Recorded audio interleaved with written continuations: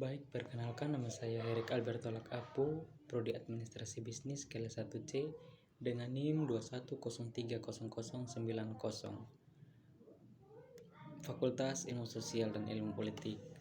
Baik, pada kesempatan kali ini saya akan mereview sebuah buku yang berjudul Essential Concept in Sociology. Tema 1 dengan judul Berpikir Sosiologis. Yang pertama, ceramah. Cara berbicara dan berpikir tentang subjek yang disatukan oleh asumsi umum dan berfungsi untuk membentuk pemahaman orang tentang dan tindakan terhadap subjek itu. Konsep wacana berasal dari linguistik, mempelajari bahasa dan penggunaannya. Dalam konteks ini, wacana mengacu pada ucapan atau komunikasi tertulis seperti itu terlibat dalam percakapan tatap muka, debat publik, chatroom online, dan sebagainya. Dalam linguistik, wacana dianalisis untuk memahami bagaimana komunikasi beroperasi dan terorganisir. Yang kedua, arti dan tafsirannya. Studi bahasa dan komunikasi difokuskan terutama pada aspek teknis seperti peran tata bahasa dan uturan tata bahasa untuk membangun makna. Namun, dari akhir 1950-an, wacana dipahami sebagai sebuah tipe tindakan dan dengan demikian intervensi di dunia. Apakah kita membahas kelompok politik sebagai teroris atau pejuang kebebasan? Atau apakah laporan berita berfokus pada penyebab pemogokan industri atau gangguan yang dihasilkannya mempengaruhi cara kita bertindak? Yang ketiga, poin kritis. Konsep wacana tidak diragukan lagi. Pemikiran dan umumnya telah diterima dengan baik dalam sosiologi. Tetapi ide sentral Foucault bahwa wacana tidak berwujud dan tidak terhubung ke sosial tertentu dasar seperti kelas sosial bertentangan dengan yang lain. Penelitian tentang kekuasaan. Banyak studi tentang kekuasaan melihatnya sebagai sesuatu untuk diperoleh dan digunakan untuk pribadi atau kelompok keuntungan. Seperti dalam kekuatan patriarki yang dimiliki laki-laki dan latihan atas perempuan, atau bahwa kelas penguasa memiliki over yang bawahan. Gagasan bahwa kekuatan secara anonim minyak roda berhubungan sosial tampaknya mengabaikan hal itu, konsekuensi nyata dari ketidaksetaraan utama kekuasaan. Yang keempat, relevansi berkelanjutan. Kerangka diskursif adalah bagian penting dari kehidupan sosial, tetapi menjadi salah satu yang produktif yang menginformasikan studi tentang banyak mata pelajaran yang beragam. Misalnya seperti Lesa pada tahun 2006 mengevaluasi kerja lembaga yang didanai pemerintah Inggris dan orang tua tunggal remaja menggunakan analisis wacana untuk memahami kisah naratif yang diberikan oleh remaja, orang tua dan pengasuh mereka. Berbeda dengan dominan wacana di masyarakat yang menghadirkan ibu tunggal sebagai pengemis kesejahteraan yang tidak bertanggung jawab. Tanpa celah, agensi ini membantu menghasilkan wacana alternatif ibu remaja sebagai orang tua muda dengan hak yang sah untuk dukungan sosial. Wacana alternatif ini memiliki beberapa keberhasilan dalam mengumpulkan sumber daya dan mengubah persepsi. Yang kelima, globalisasi. Berbagai proses yang dilalui secara geografis populasi manusia yang tersebar didekatkan dan kontak yang lebih cepat satu sama lain, menciptakan komunikasi nasib tunggal atau masyarakat global. Yang keenam, kemodernan.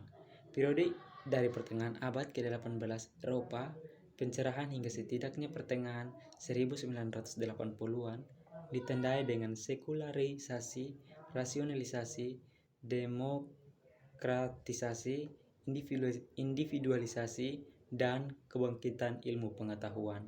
Yang ketujuh, rasionalisasi. Rasionalisasi atau ras sosial adalah proses sosial dan manfaat tradisional digantikan oleh peraturan dan prosedur metodis dan pemikiran formal, alat-alat yang harus diuji. Yang kedelapan, masyarakat. sebuah konsep yang digunakan untuk menggambarkan hubungan sosial dan institusi terstruktur di antara sebuah komunitas besar orang yang tidak dapat dikurangi menjadi koleksi sederhana atau agresi individu.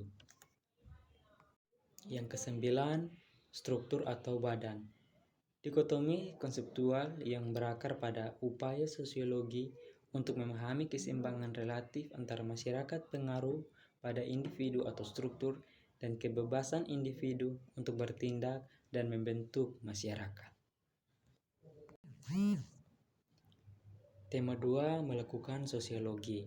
Yang pertama, jenis ideal. Pembangunan Fornomer murni peneliti hanya menekankan beberapa aspek utamanya yang digunakan untuk mendekati kesamaan dan perbedaan kasus beton dan nyata dunia. Yang kedua, metode kualitatif atau kuantitatif. Perbedaan dasar antara pendekatan tersebut terhadap penelitian yang mencari pengetahuan mendalam dengan mengetuk proses penalaran dan pengambilan keputusan subjek atau kualitatif, dan mereka yang menggunakan penggunaan pengukuran yang luas untuk mengukur fenomena sosial atau kuantitatif. Yang ketiga, realisme. Pendekatan penelitian sosial yang berkeras mengenai adanya kenyataan eksternal yang objektif, penyebab dasar yang dapat diselidiki untuk penyelidikan ilmiah. Yang keempat, refleksivitas. Hubungan antara pengetahuan dan masyarakat atau peneliti dan subjek berfokus pada refleksi terus-menerus aktor sosial pada diri mereka sendiri dan konteks sosial mereka. Yang kelima, ilmu pengetahuan. Metode pengetahuan yang sah dan dapat diandalkan tentang dunia berdasarkan teori pengujian terhadap bukti yang dikumpulkan. Yang keenam, konstruksi sosial. Definisi kerja, pendekatan sosial yang merupakan agnostik terhadap kenyataan fenomena sosial, lebih memilih untuk menyelidiki cara agar diproduksi dalam hubungan sosial. Tema 3, lingkungan dan urbanisme. Yang pertama, ketersaingan. Pemisahan atau keterlibatan manusia dari beberapa aspek penting dari sifat mereka atau dari masyarakat seringkali mengakibatkan perasaan ketidakberdayaan. Yang kedua, lingkungan. Dalam sosiologi lingkungan, lingkungan alam planet bumi bukan lingkungan ekonomi, lingkungan bisnis atau ciptaan manusia lainnya. Yang ketiga, industrialisasi. Prosesnya dimulai pada Inggris abad ke-18 dan Eropa, menggantikan tenaga kerja manusia dan hewan dengan mesin, terutama di bidang produksi dan pekerjaan. Yang keempat, migrasi. Pergerakan orang dari satu wilayah geografis ke yang lain, terutama di masyarakat nasional yang menjadi lebih luas dan biasa di atas abad yang ke-20. Yang kelima, risiko. Menurut Ulrich Beck, upaya untuk menghindari atau mengurangi potensi bahaya, terutama risiko yang diproduksi sebagai produk aktivitas manusia. Yang keenam, pembangunan berkelanjutan. Definisi kerja sebuah pendekatan yang menggabungkan konservasi jangka panjang lingkungan alam global dengan pembangunan ekonomi bagi negara-negara berkembang. Yang ketujuh, urbanisme. Karakter hidup khas di kota-kota modern dan daerah perkotaan dan dampak dari ini di daerah pinggiran kota dan pedesaan di sekitarnya. Tema 4 dengan judul berpikir secara sosiologis. Yang pertama, birokrasi. Jenis organisasi berdasarkan peraturan tertulis, kontrak, dan hierarki posisi yang sangat diadopsi secara luas di masyarakat industri modern. Yang kedua, kapitalisme. Sistem ekonomi yang berasal dari barat, berdasarkan pertukaran pasar dan produksi keuntungan untuk reinvestasi dan pertumbuhan bisnis. Yang ketiga, konsumerisme. Cara hidup yang umum terjadi pada masyarakat yang relatif kaya, yang mempromosikan pembelian barang konsumsi yang terus berlanjut sebagai keuntungan bagi keberadaan ekonomi dan pemenuhan pribadi. Yang keempat, pembagian kerja. Pemisahan tugas kerja dan pekerjaan dalam proses produksi yang menciptakan saling ketergantungan ekonomi yang diperluas. Yang kelima, pendidikan.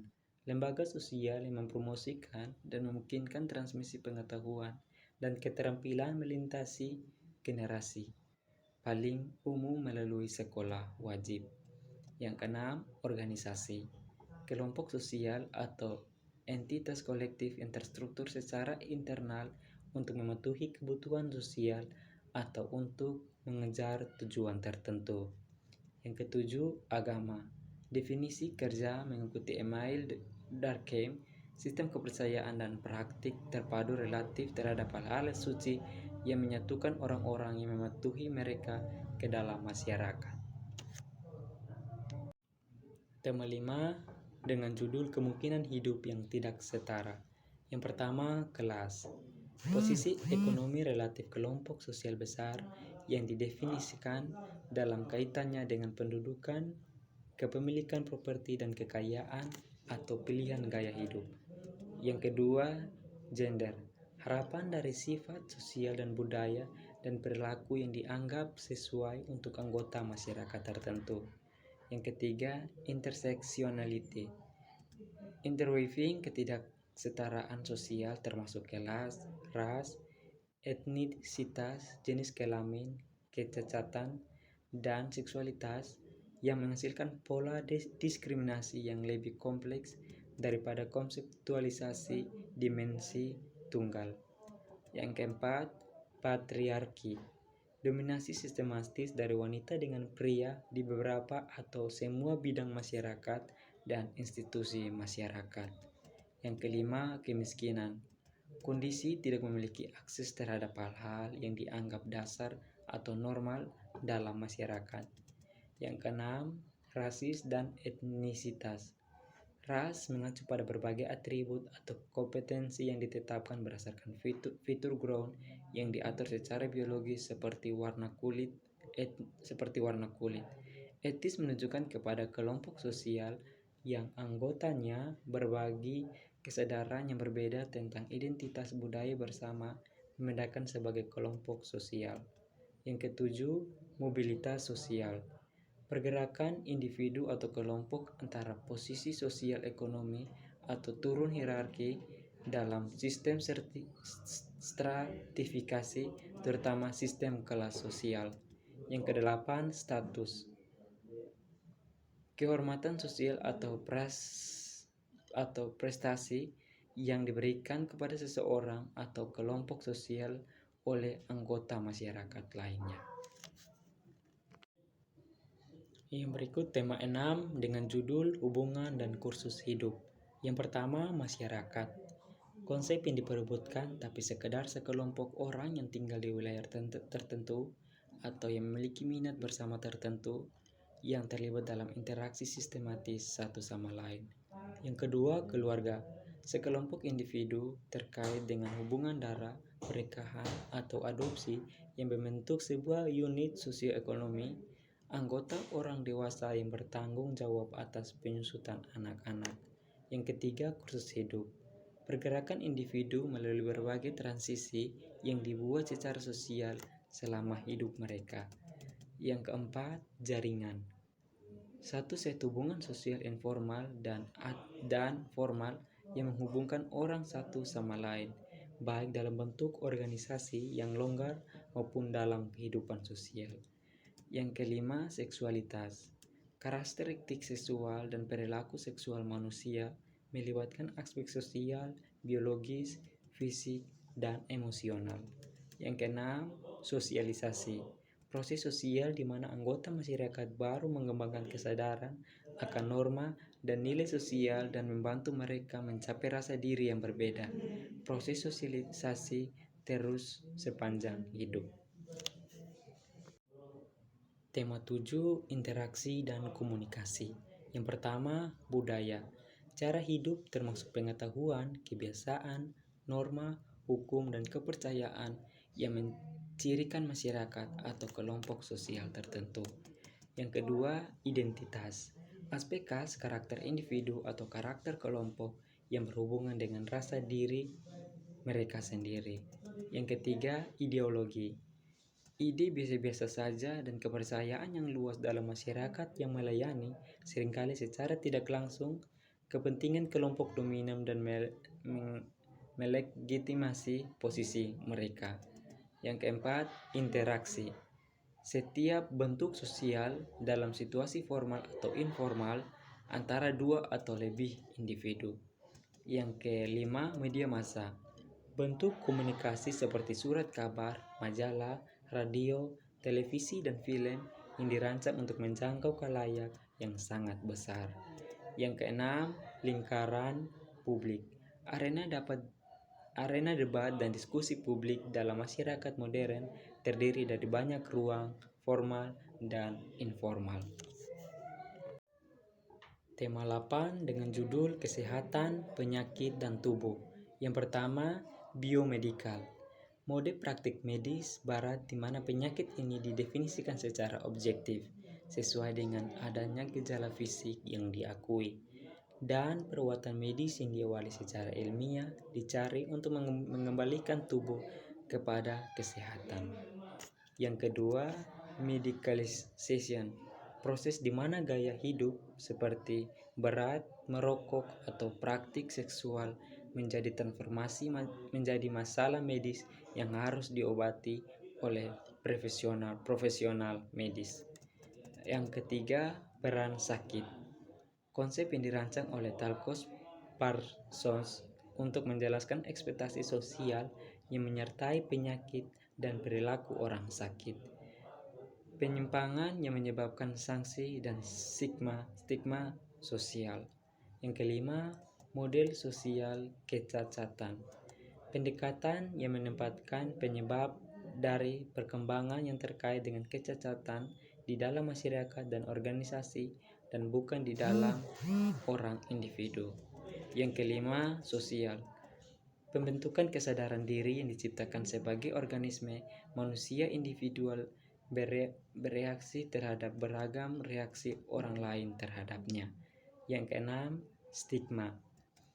Karakteristik fisik atau sosial yang diidentifikasi sebagai remaja atau tidak disetujui secara sosial membawa opprobrium, jarak sosial, atau diskriminasi.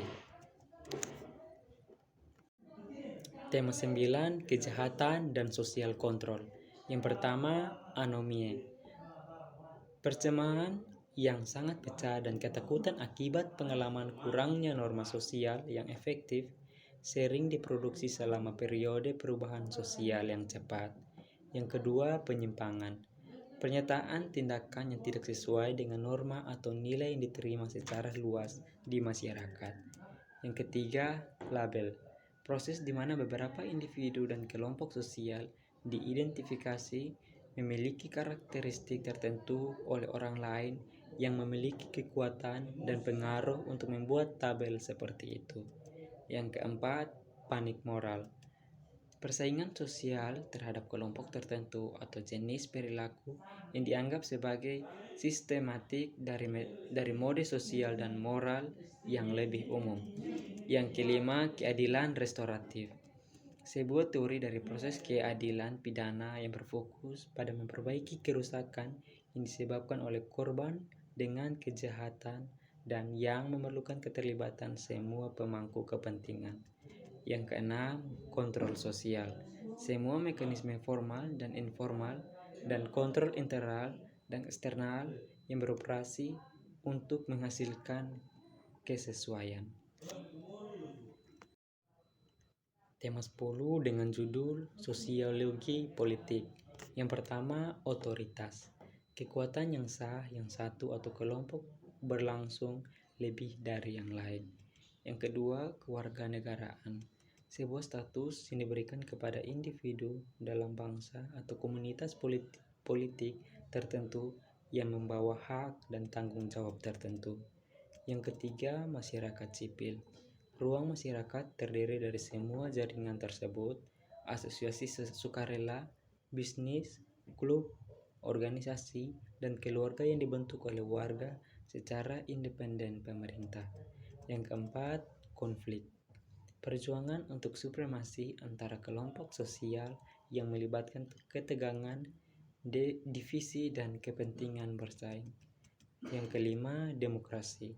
Sistem politik menyediakan partisipasi warga dalam pengambilan keputusan politik, baik secara langsung maupun melalui pemilihan perwakilan politik. Yang keenam, bangsa negara. Kombinasi sebuah komunitas besar atau bangsa dan sebuah bentuk teritorial, politik, atau negara bagian menciptakan entitas budaya politik sekarang unit survival yang paling luas di seluruh dunia. Yang ketujuh, kekuasaan. Konsep yang sangat diperebutkan, namun secara luas, kemampuan individu atau kelompok untuk mencapai tujuan mereka atau lebih sedikit kepentingan mereka bahkan terhadap tentangan atau perlawanan. Yang kedelapan, gerakan sosial. Upaya kolektif untuk lebih menginginkan minat bersama atau aman dengan tujuan bersama, sebagian besar melalui tindakan di luar bidang institusi politik formal dan mapan.